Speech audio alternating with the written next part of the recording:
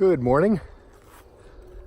It is day 41, May 30th, and I am just getting started. I think it's called the Davis Valley Road parking lot outside of Atkins. I spent 2 spoiled nights at the Collins House B&B in Marion, owned by Mike and Susan, and Mike was just awesome to me. The first day when I got in, he took me to get groceries, took me to the laundry, and yesterday he slack packed me, and this morning brought me back here to the Davis Valley Road. So can't recommend that place highly enough. And today, I think I got like 15 or 16 to a tent site that is right before a big climb. And for once, I'm not going to do that at the end of the day. I'll save that for tomorrow morning. As you can see, just walking through cow fields and watching my footing.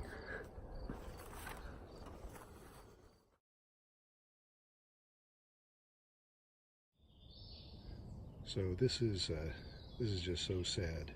I believe this is dedicated to the man that was murdered a couple weeks ago on the trail. I think his trail name was Stronghold, and he was murdered just right through where I'm walking now, or right in this area anyway. And young guy. He's actually a 17-year military veteran with PTSD. That was walking to help him, deal with that. And this happens. Just so sad. Look at this. How awesome is this? 25% of the way. 75% to go. If you were headed southbound, you'd done 3/4. And 1/4. Awesome. Pretty amazing, actually.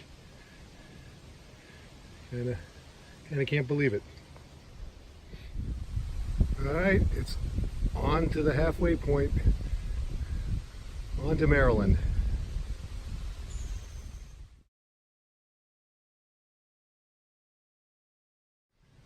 So I don't think I had mentioned, since I've been in Virginia, that Virginia is actually the longest state on the AT. In other words, you spend the most miles in Virginia, like 550 miles. Actually covers 2 segments of the Gut-Hook Gap, Southern Virginia and Northern Virginia. And so far, what have I been in Virginia now? I don't know, 3 or 4 days. I would say what they make up for, or what they lack, rather, in elevation of the mountains, they make up for with the steep grade. So far, the uphills aren't too long, though there's a big one tomorrow morning. The uphills aren't too long, but they're steep. So it certainly isn't any easier so far.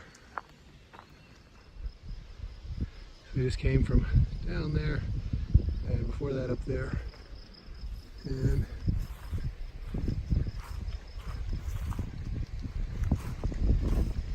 headed up there.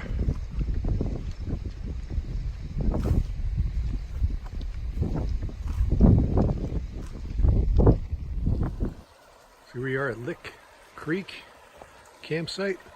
That was the dinner table. Say hi, Whistler. Hi. Coldfoot. We're set up here. Pretty nice spot. A few bugs at the end of day 41. Even though Whistler says my counting is not good.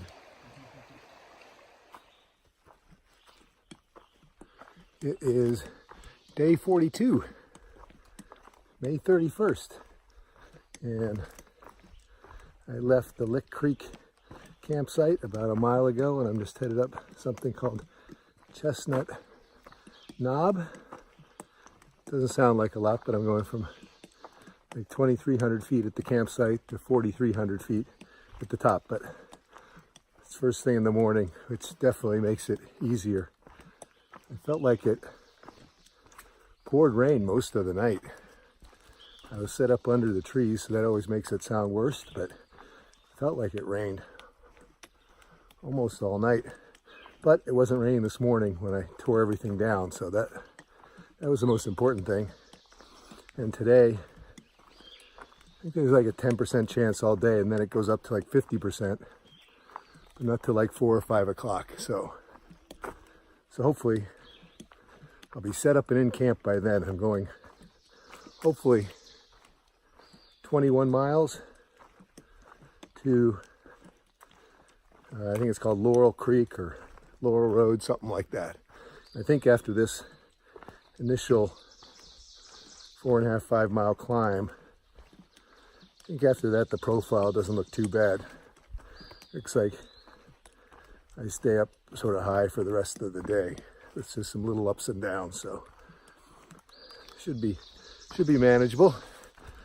We'll see if it's famous last words.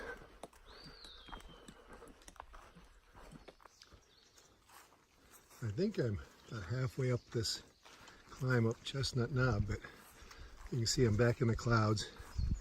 Sort of broke out into a field. I have no way of telling, does the field go 50 yards or 500 yards?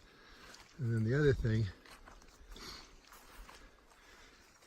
walking in the clouds just makes everything wet, but then it rained last night and it's tall grass, so I'm just getting soaked walking through here.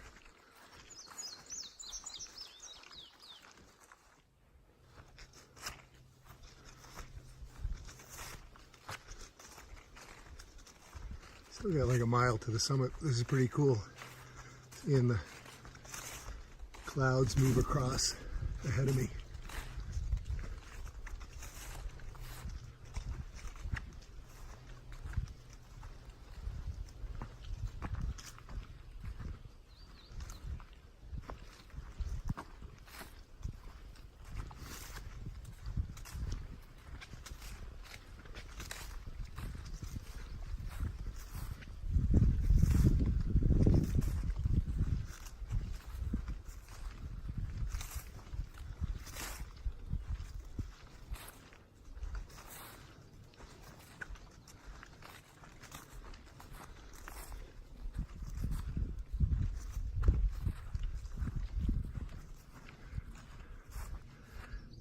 Goes on for a long ways.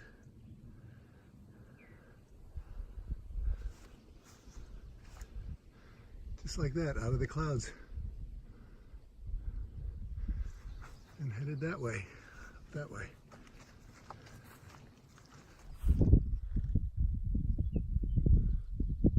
That's where I came from. I'm still not at the summit. I just a little bit after that last video. But you can see how I broke out above the clouds. Isn't that beautiful? That's the top of the mountain over there. Still a few clouds there.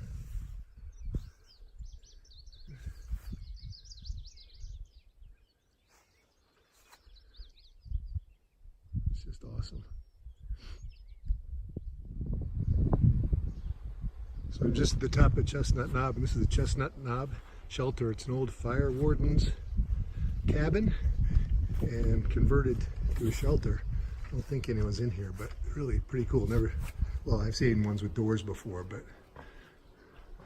it's clean. You got fully enclosed, some windows, plenty of room. Really nice. I don't know if anyone stayed here last night, but, and then supposedly, well, not supposedly, I guess you can see it a little bit. It looks down on what they call Burke's Garden, I think is the name. It looked like maybe someone tented here. Burke's Garden is a crater. You can kind of see the crater, right? There's the rim. It's 4 miles by 8 miles wide. And I guess supposedly looks like a giant. I can't really see the giant, but I can definitely see the crater. Burke's Garden. Pretty, really pretty. And the Chestnut Knob shelter. All it's missing is a, not to be picky, but all it's missing is a picnic table for me to sit on. take a break. So it is actually the beginning of day 43, June 1st. And I didn't shoot any video last night at the end of the day because I think I said it was supposed to rain like at 4 or 5 o'clock. Well, we didn't get to camp till 5:30. And we were pretty well soaked. You can see, maybe you can't, I was with Whistler, who's down there in the distance. My tent was here on the little dry spot. Fortunately, when we got here, it stopped, but by the time we got here, we were again pretty well soaked. And there were maybe 6 or 7 tents here last night. We're just past the road crossing and Laurel Creek, and we got, I think 7 miles today to another road crossing where there's sort of a store, outfitter, where a lot of people are resupplying. I'm actually going to a motel down the road where a package is waiting for me. And I don't think it's supposed to rain, so should be an easy morning.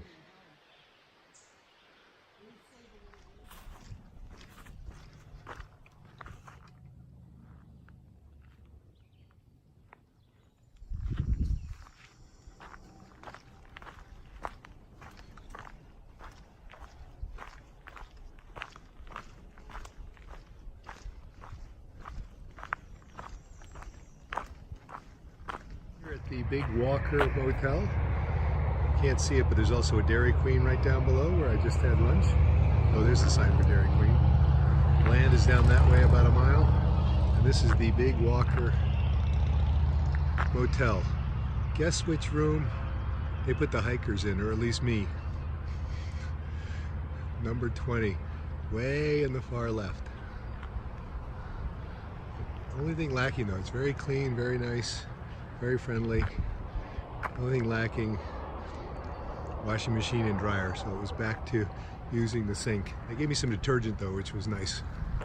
So just picked up my package here, got some lunch, kind of relaxed. They got TV, maybe a little snooze this afternoon, and then hopefully get picked up, get a ride tomorrow morning. Hopefully as early as possible back to the trail. I'm gonna try and arrange that right now.